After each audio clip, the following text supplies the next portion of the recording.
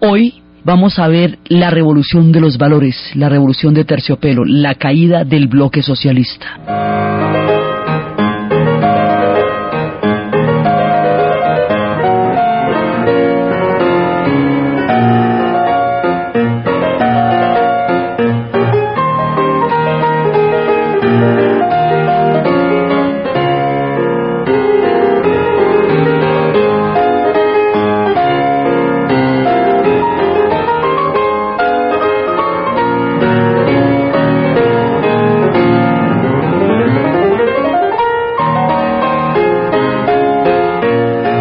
Todo comenzaría por Polonia, por donde siempre comienzan las cosas. Todo comenzaría por este espíritu indomable de los polacos que Chopin retrata una y mil veces en la polonesa, cuando Polonia había dejado de ser un estado nacional durante mucho tiempo, luego había sido invadido por Alemania, luego había sido anexado a la Unión Soviética, había sido una y mil veces traicionada. Polonia, con su infinita ira, con todas las traiciones que tenía detrás, empezaría en 1980 un movimiento de unas proporciones épicas, se conocería como Solidaridad. Empezaría en los astilleros de Gdansk, dirigido por Lech Walesa, o Lech Wałęsa también le dicen. En aquella época subió al Vaticano un papa polaco, el primer papa eslavo en la historia del papado, Carlos Wojtyła, conocido como Juan Pablo II, llegaría al papado en el Padrino III. Dicen que el primero había muerto en una siniestra y extraña conspiración y luego había caído luego había subido Juan Pablo II, rumores cinematográficos. El asunto es que el grupo de Solidaridad que va a fundar Lech Wałęsa va a llevar una manifestación de inconformidad, de hastío, de incapacidad para aguantar más la falta de comida, de ropa, la situación tan imposible que en ese momento estaba viviendo Polonia. Se lo llevaron a un movimiento, pero Lech Wałęsa convirtió este movimiento en una verdadera manifestación, en un proyecto histórico, y llegaron hasta el límite en que lograron legalizarlos, llegaron al punto en que empezaron a cuestionarse las reformas, a mirar a ver si era posible una salida. Duraron 15 meses en este experimento de buscar un rumbo histórico propio después de tantas veces que los habían traicionado, pero en 1981 hay un contragolpe de parte de Jaruzelski, que es un militar apoyado en ese momento, en el 81, por la Unión Soviética en la era de Brezhnev todavía. Este movimiento de solidaridad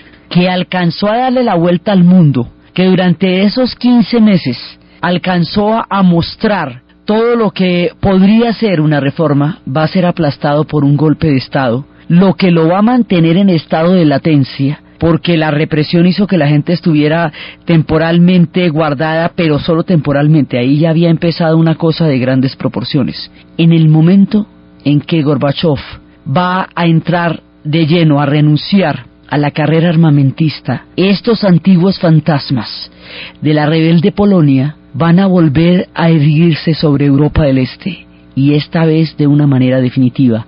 Hay momentos y días en la historia en que los acontecimientos se precipitan y se desencadenan con tal fuerza, con tal contundencia, que sobrepasan la imaginación humana, que quedan más allá de todos los esquemas, que no hay cómo imaginar que algo así sucedería, si no es porque está sucediendo frente a nuestros propios ojos. El año de 1989 sería años más cargados de acontecimientos y transformaciones de la segunda mitad del siglo XX, solo comparable en alguna medida con 1968, donde también se dio un viraje en el pensamiento y en la historia del mundo. En 1989, en un solo año, todo el montaje que habíamos hecho desde la conferencia de Yalta, desde el momento en que, desde el pacto de no agresión entre Hitler y Stalin en el 38, desde el levantamiento de Polonia para poder combatir a los nazis cuando los soviéticos los dejan solos, desde los pactos de Yalta, desde la política del eje de Europa Oriental, todo el montaje de lo que había sido el Pacto de Varsovia, todo lo que había significado el poderío de la Unión Soviética, todo lo que había sido su sistema de satélites y su zona de influencia, todo va a caer como un castillo de naipes en un solo año, de una manera tal que cuando termine el año el mundo ya nunca volvería a ser igual. Pasaría mucho tiempo para poder entender a cabalidad este desborde de acontecimientos, esta manera como la historia irrumpe en el año 89. Entonces, en ese momento, todo se va a venir abajo. Nuestra historia de la Guerra Fría empezó en Europa Oriental. La montamos desde Polonia y la montamos desde la manera como Stalin reclamó para sí los territorios de la Europa del Este, y como zona de influencia fue cambiando en cada uno de ellos los partidos gobernantes por partidos comunistas en un régimen de partido único que habrían de obedecer solamente a la Unión Soviética. Esto que había venido dándose de esa manera, allí donde empieza, allí terminará. Por donde empieza sus pasos, por allí terminarán. Todo el poderío va a terminar donde nuestra historia empezó, en Europa del Este. Entonces hay que prepararnos para el desbordamiento de las fuerzas de la historia, porque los acontecimientos que vamos a narrar aún despiertan el más impresionante asombro de solo imaginarse cómo todo eso sucedió. La clave empieza en Hungría. Si bien Polonia conquistó las bases históricas que harían posible la gran rebelión, si bien ella se anticipó bastante tiempo al momento en que esto tendría la posibilidad de ser, es Hungría la que va a dar la clave para que los acontecimientos se vayan a desatar como una reacción en cadena.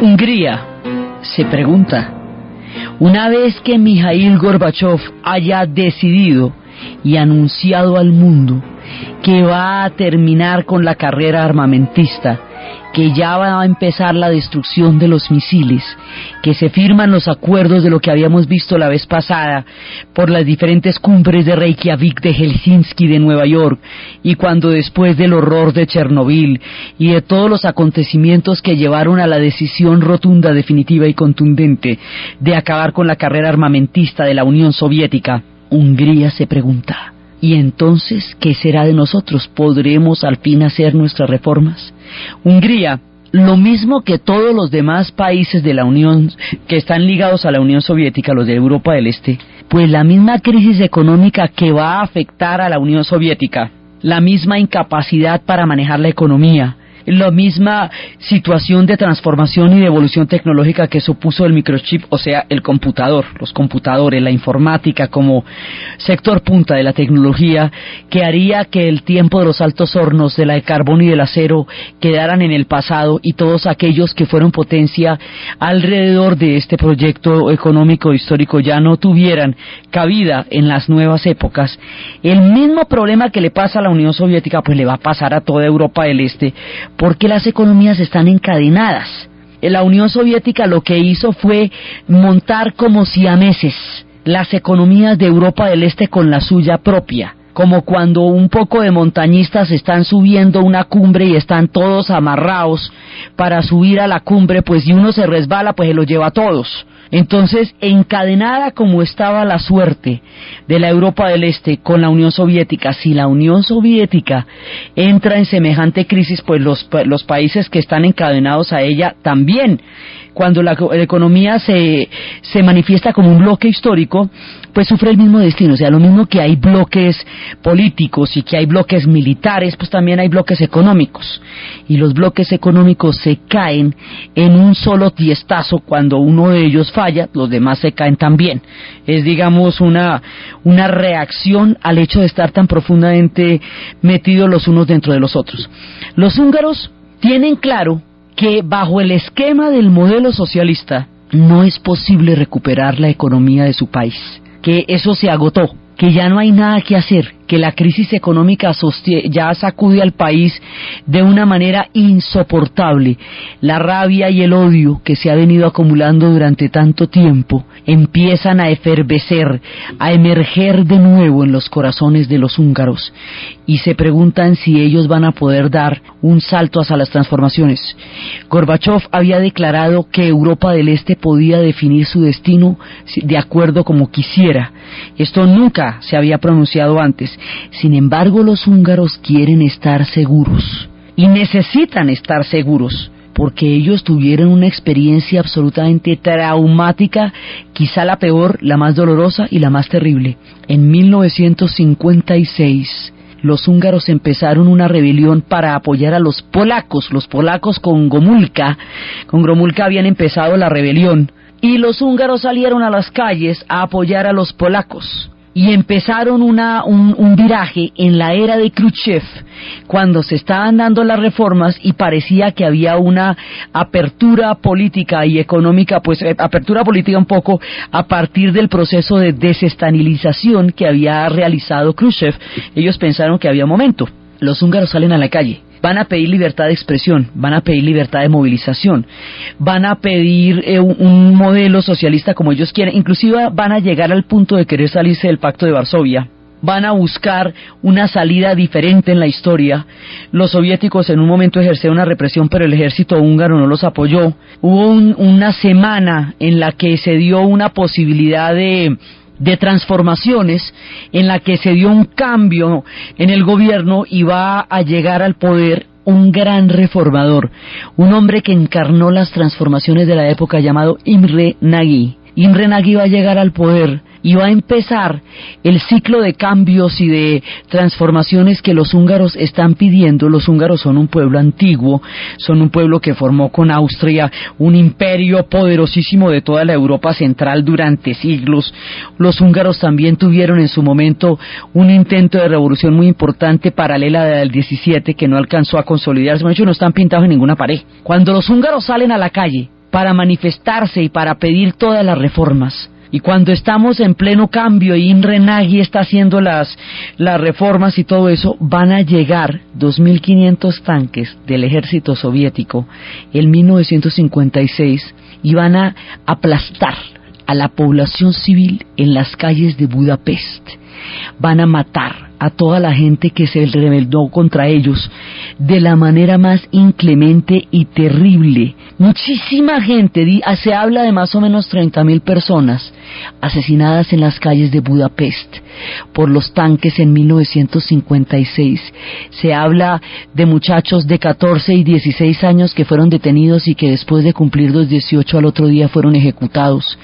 Se habla de todos aquellos que fueron partícipes de esa rebelión, que pagaron con muchísimos años de cárcel, aquellos que quedaron vivos para pagar la cárcel. Se habla de un error histórico, de una tragedia que marcó el corazón de los húngaros y que ahora, en este momento, cuando de nuevo la historia tocaba a su puerta, tendrían que estar, por este mismo motivo, completamente seguros de que no fuera una salida en falso. Tendrían que poder prometer, más allá de toda duda, que su pueblo no volvería a conocer la sangre, la derrota, el odio y la injusticia que los había ensombrecido tanto en 1956. Todos los húngaros emigrantes que se encuentran en el mundo vienen del exilio del 56, y esto aún ardía en su memoria cuando se hizo la pregunta de si sería posible o no un cambio para ellos.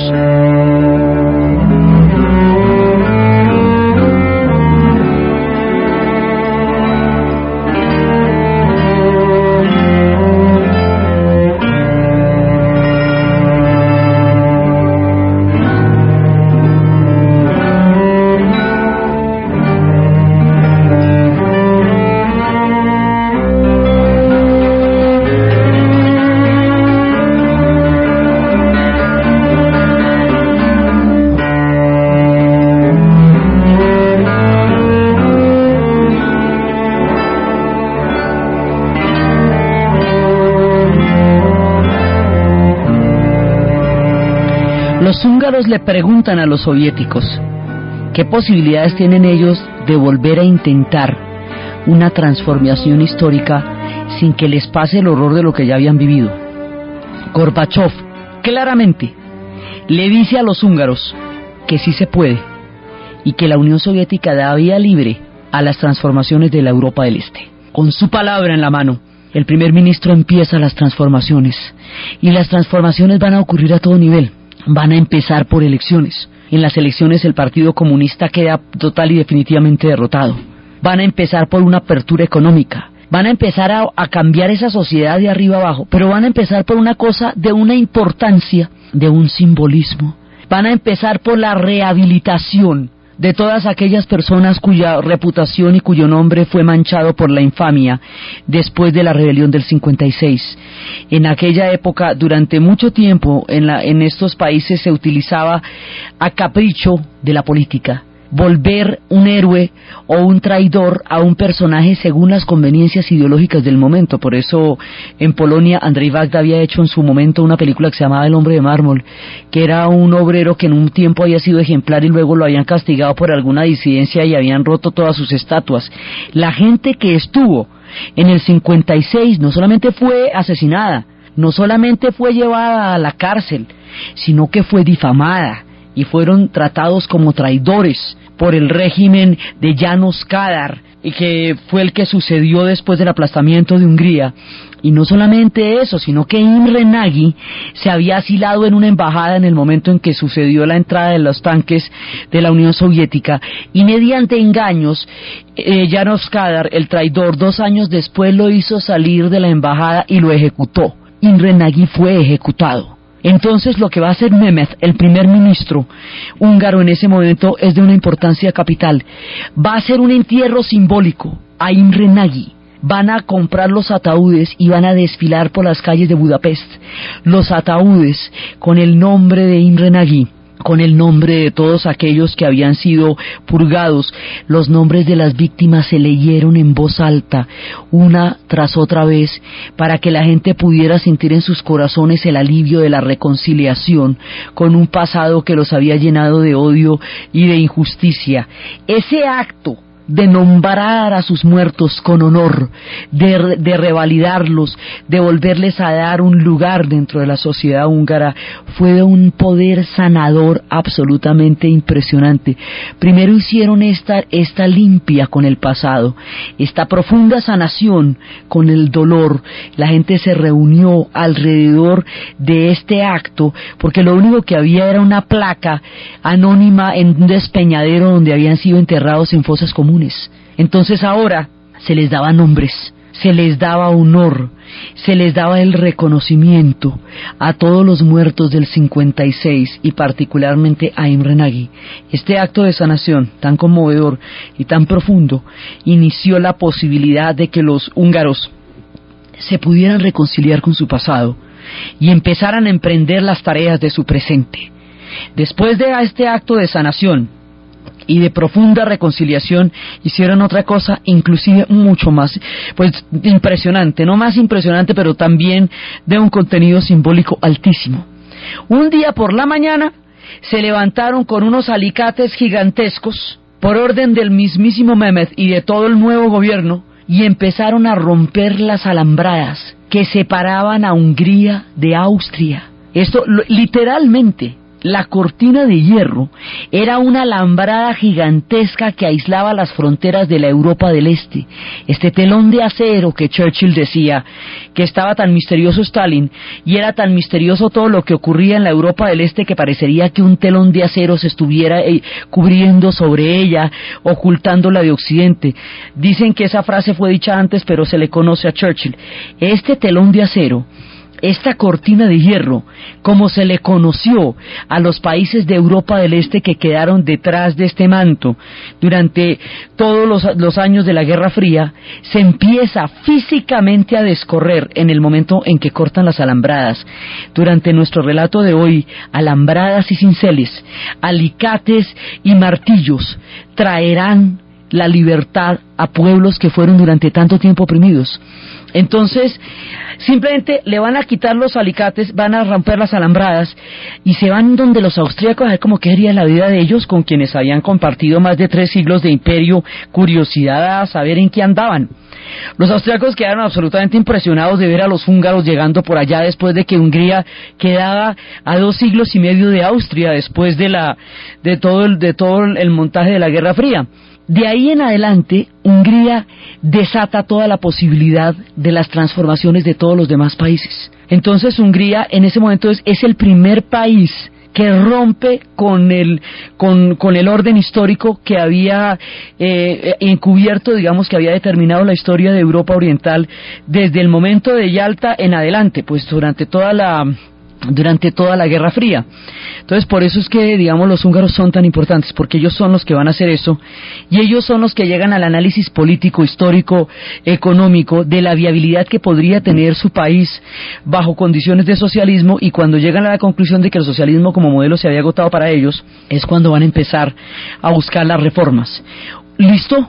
Hungría ya salió. Entonces, cuando Hungría queda libre, cuando Hungría queda en posibilidad de decidir su historia, en ese momento todos los alemanes de Europa, de la Alemania, de la RDA, se van a ir para Hungría de vacaciones.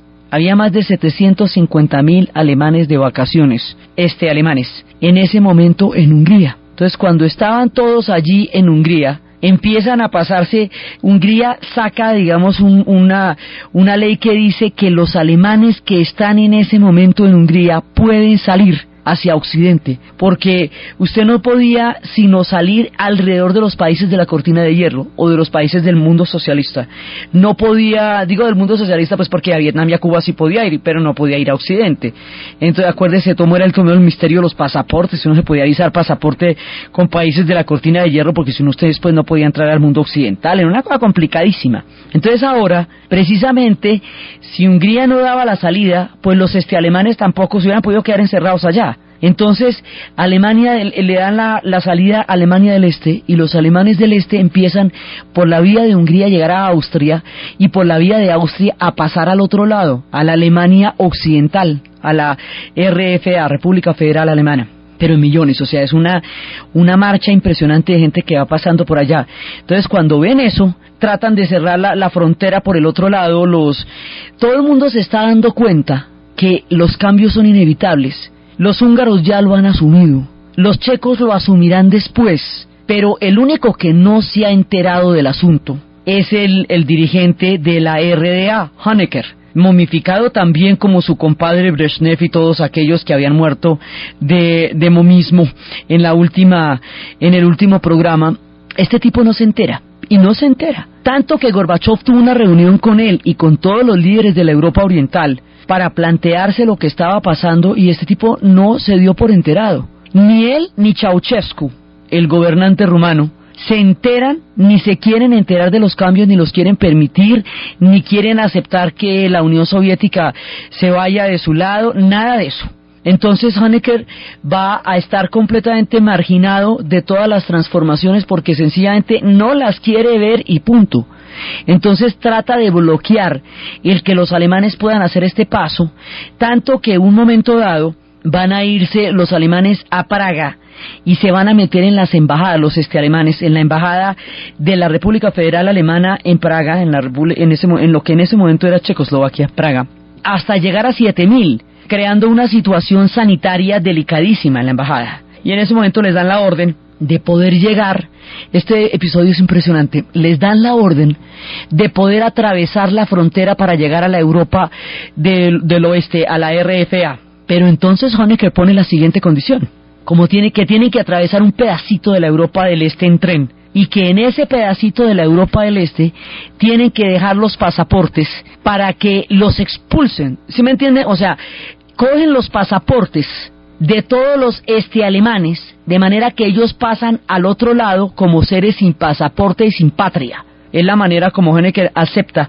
que ellos puedan pasar a la República Federal Alemana, en un pedacito que da la vuelta al tren, que alcanza a atravesar el territorio de la RDA, de la República Democrática Alemana o Alemania del Este. Entonces ahí sucede que cuando están en ese momento, en ese pedacito, los bopos, la policía de frontera, la policía política y la policía más dura de la Guerra Fría, entra al tren a recoger los pasaportes de los alemanes, según tenían órdenes, y los alemanes por primera vez desafían un poder que era miedoso para ellos, y entonces cuentan cómo era absolutamente reivindicador ver a los bobos tenerse que agachar en 4 patas, porque toda la gente del tren arrojó los pasaportes al piso, botaba los pasaportes al piso. Entonces ellos tenían que agacharse y recogerlos del piso para podérselos llevar a Honecker como habían ordenado, y los alemanes los miraban a sus pies, como quien mira de frente al miedo, porque ya no le teme más. Este acto, este pedazo va a ser de un simbolismo fuertísimo, porque Alemania, la RDA, en ese momento tenía el régimen de represión interna más miedoso de toda la cortina de hierro, y tenía una policía política llamada la Stasi, que eran los servicios de inteligencia. Los servicios de inteligencia de la Stasi tenían un sistema de espionaje en que los amigos espiaban a los amigos. Pues eran 17 millones de personas en Alemania, y 5 millones estaban vinculados directa o indirectamente a la Stasi, pues era una sociedad con bastantísimos sapos, porque todo el mundo estaba de alguna u otra manera infiltrado, dando información. Los amigos con los amigos, los parientes entre sí. Esto va a generar cosas muy complicadas cuando estén en la hora de la verdad y se abran los archivos y cada uno enfrente lo que fue ese momento. Había cámaras para los disidentes y para los opositores pegadas a la ventana, captando cada una de sus palabras, de sus peleas, de su vida cotidiana, de su lavada de la loza, filmando todo lo que hacían cada persona que timbraba, cada persona que entraba.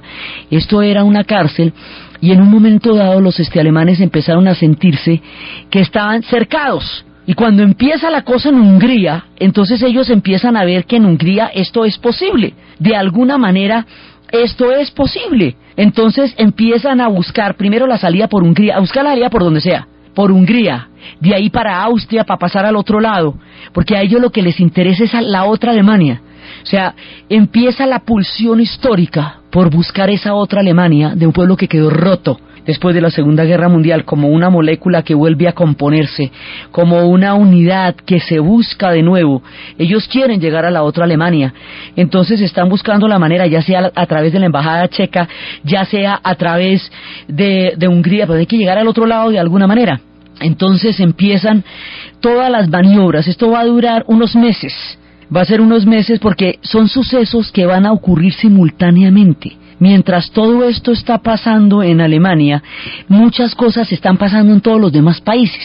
Están pasando en Checoslovaquia, están pasando en todos lados. Entonces nosotros lo vamos a contar, pero todo está pasando al mismo tiempo. Entonces los alemanes están en ese proceso que dura todos estos meses del 89, están intentando llegar al otro lado. Y finalmente van haciendo todas estas marchas. Entonces ya empiezan las manifestaciones abiertas, las manifestaciones directas contra el régimen de Honecker, y el tipo todavía no se da por enterado. Es peligrosísimo no entender las fuerzas de la historia, no entender su movimiento ni sus mareas, porque los barren. Entonces él no entiende, y va a haber una manifestación gigantesca en Leipzig, una manifestación descomunal, y en ese momento, cuando están en esa manifestación de Leipzig, los opositores llaman a los hospitales, y los hospitales tienen orden de redoblar las unidades de sangre. Llaman a los reservistas, se enteran que los reservistas están siendo convocados, que hay un acuartelamiento de primer grado para los reservistas. O sea, se está preparando una masacre de un tamaño. Es un tiempo de altísima tensión. Las cosas no se sabe qué rumbo van a tomar. Nadie sabe cómo van a reaccionar los actores históricos ante un desbordamiento del tamaño de lo que está pasando. Todo el mundo está en vilo, no se sabe qué va a pasar en ese momento. Las calles están llenas de tensión, la gente está saliendo más allá del miedo, y en el momento en que se podía desatar una matanza de proporciones incalculables sobre los alemanes orientales de Leipzig, pasa lo inesperado en el contexto de los acontecimientos que se están precipitando.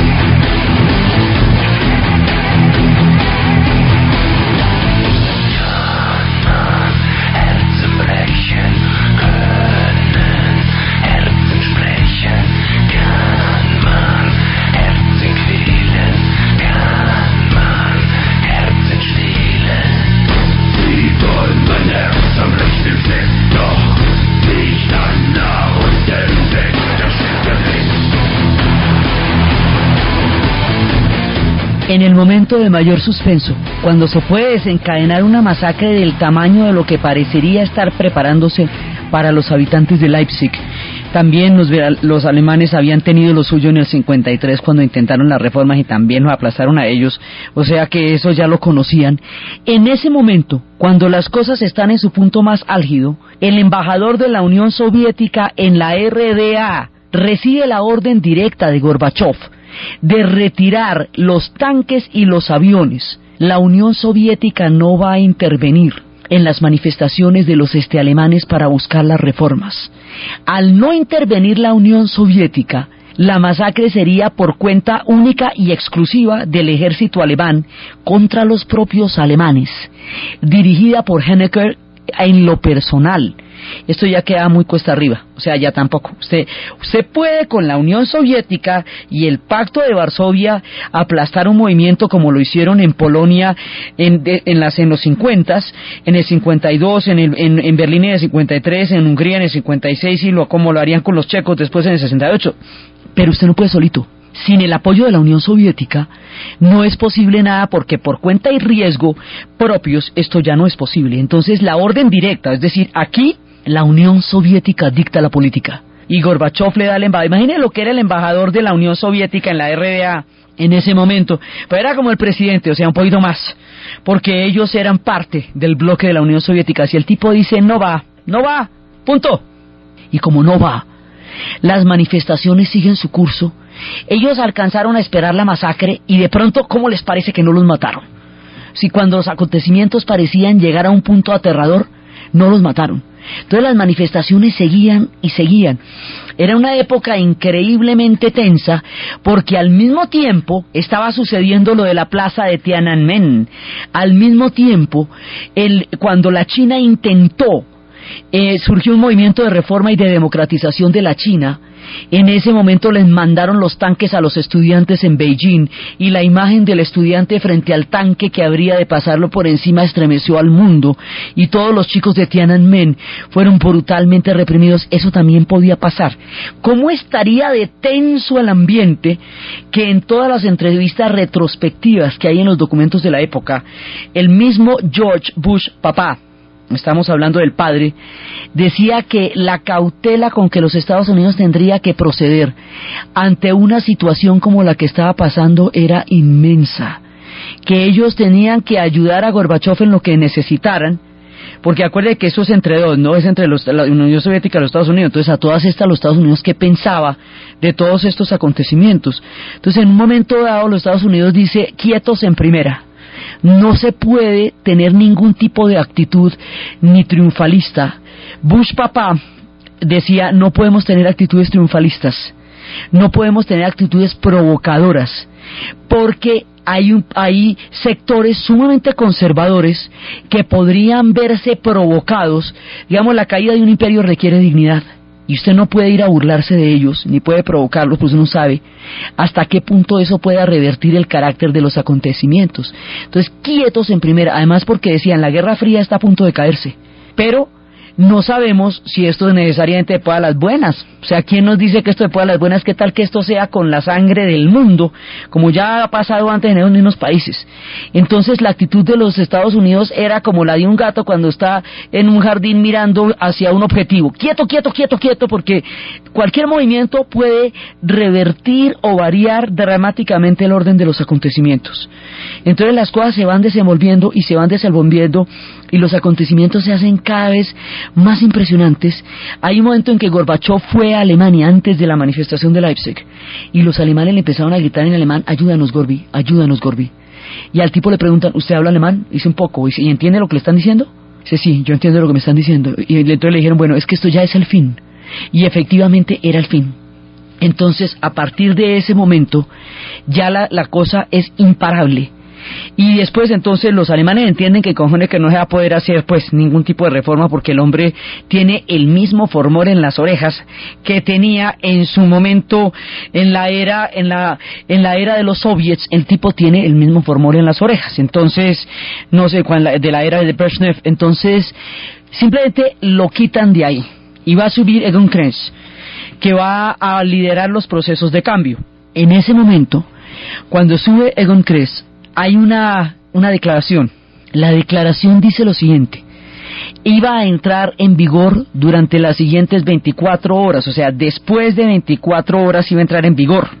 Pero en ese momento, cuando le preguntan en una rueda de prensa, hay una confusión.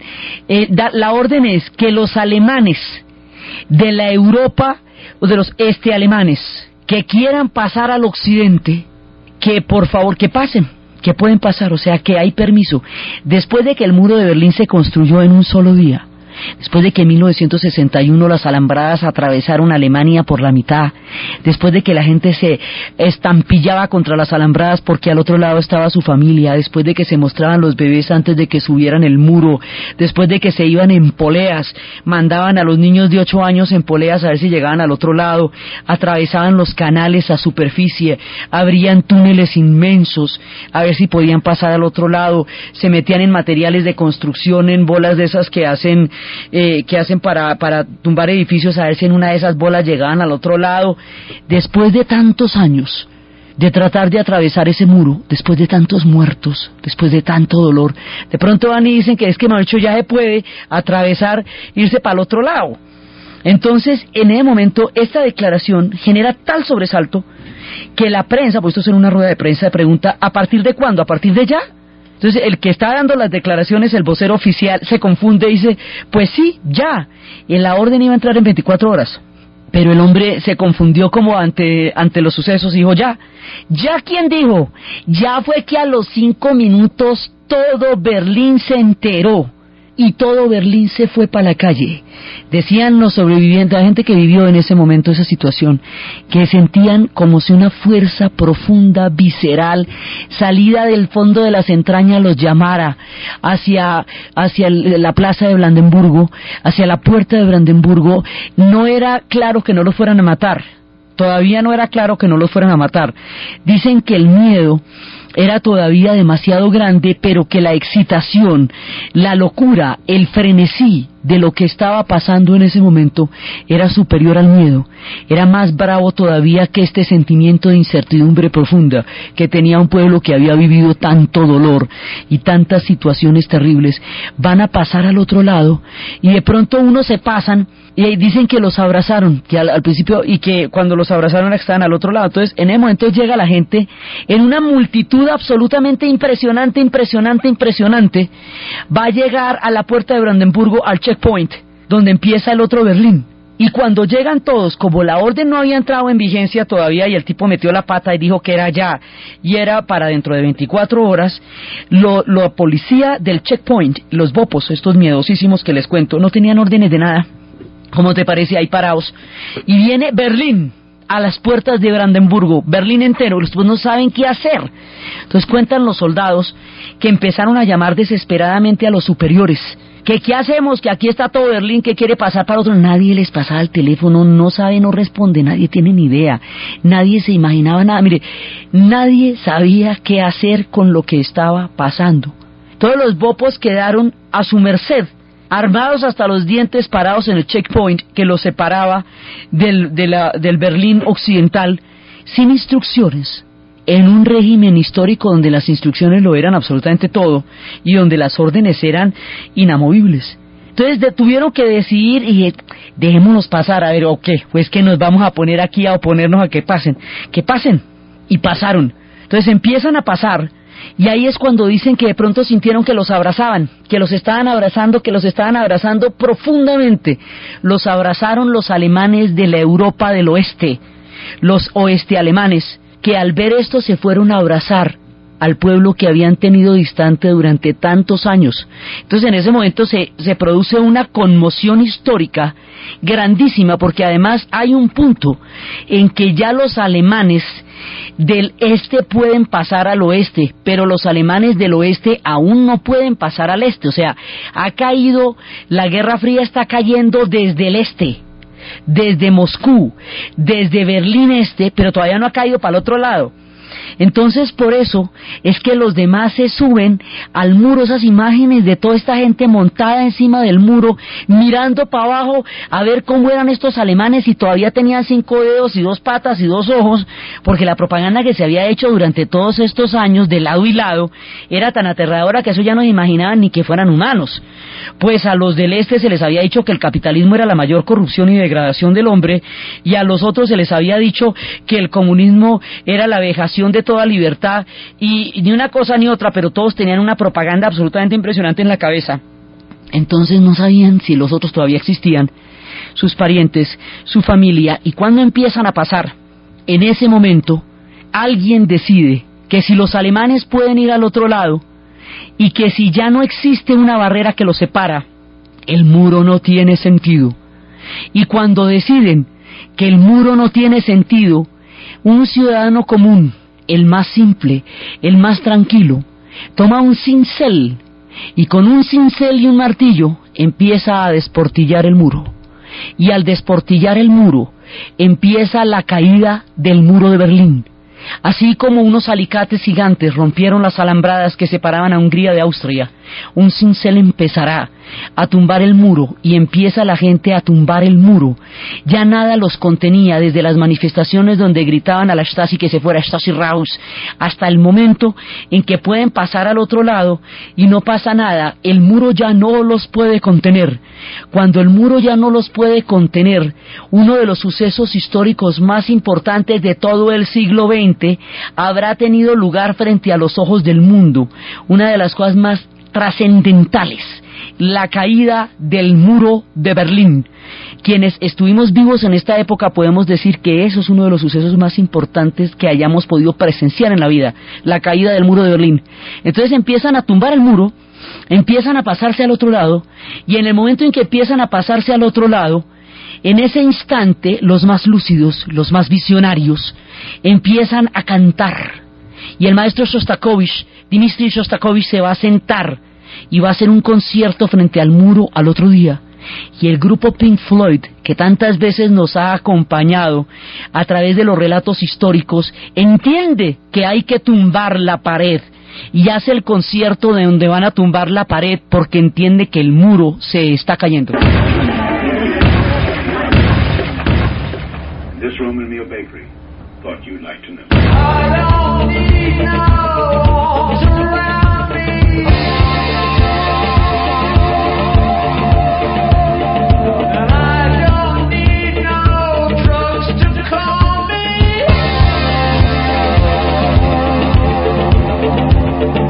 I have seen the writing on the wall.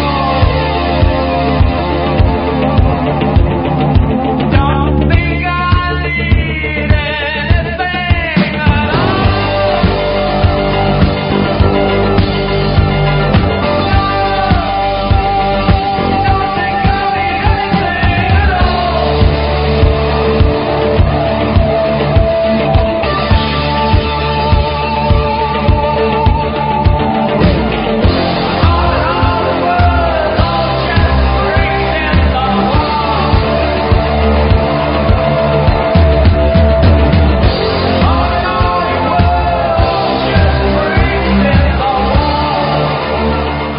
Los acontecimientos habían llegado a un punto límite. La gente se abrazaba en la Navidad de ese año y en el Año Nuevo de 1989. Una multitud entera en la plaza de Brandenburgo brindaba con champaña y se abrazaban, tratando de mirar qué había sido de sus parientes que les habían quitado por medio de la construcción de un muro desde 1961. Había terminado en rigor la Guerra Fría, la cortina de hierro se había rasgado, los acontecimientos aún tendrían muchísimos más giros, muchos más. Alemania se reunificaría en cuestión cuestión de minutos. Para el año 90 ya estaría reunificada. Eso va a traer otro montón de líos también, pero la reunificación va a ser importantísima para poder sacar adelante todo el proyecto de la Unión Europea, para reconfigurar el mapa de Europa, para transformar todos los acontecimientos, para terminar la Segunda Guerra Mundial ya cuando Alemania se reunifique, por un lado. Por el otro lado, lo suyo harán los checos, que también conocieron muchas historias, pero ellos lo harán de una manera cívica, de una manera preciosa, tan linda, que se llamará la Revolución de Terciopelo. Otros no tendrán tanta suerte, ni tendrán tantas posibilidades. Los rumanos conocerán episodios terribles bajo la sangre de Ceausescu y la manera como reprimió a la gente en Timisoara. Los acontecimientos se van a seguir precipitando y esta marea va a llegar hasta las puertas mismas de la Unión Soviética, va a llegar hasta las repúblicas bálticas y va a llevar a un proceso que cuando le llegue a Gorbachev como un boomerang va a ser superior a su capacidad para manejar la caja de Pandora que en todo caso abrió, porque él no se imagina hasta dónde los acontecimientos lo van a sobrepasar. Esto se va a convertir en un reguero de pólvora que va a transformar la Europa tal como se conoció en ese momento. Y hay que saber también de qué huían. ¿Por qué todo el mundo salía desesperado? Huían de los totalitarismos que Orwell había descrito en 1984. Huían del mundo del gran hermano que Orwell había escrito, habiendo sido él comunista, al ver los modelos que Stalin había creado en nombre de la utopía. Huían también de eso, los acontecimientos que como un reguero de pólvora van a llegar hasta las repúblicas bálticas, van a llegar hasta Moscú y van a sacudir los cimientos de la Unión Soviética.